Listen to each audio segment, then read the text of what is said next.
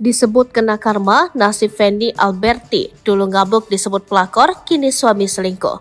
Sosok tiktokers bernama Feni Alberti belakangan tengah jadi sorotan lantaran kehidupan rumah tangganya.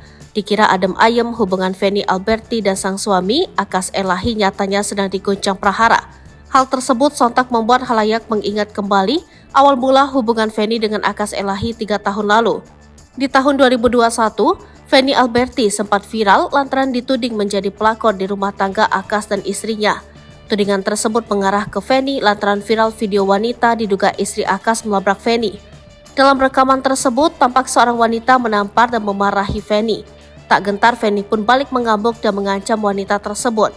Kala itu, Feni dan Akas memang santer dikabarkan menjalin hubungan asmara, padahal statusnya Akas masih memiliki seorang istri. Tidak berselang lama dari kejadian itu, Akas pun mengumumkan pernikahannya dengan Feni Alberti. Keduanya kerap membuat konten di media sosial hingga menjadi tenar dan dibanjiri endorse.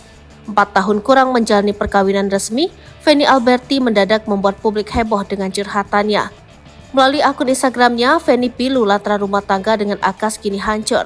Dalam postingannya, Feni pun menunjukkan foto materai bertanda tangan dirinya yang diduga merupakan surat cerai. Guna melengkapi unggahannya itu, Feni pun menuliskan pesan menohok diduga untuk Akas.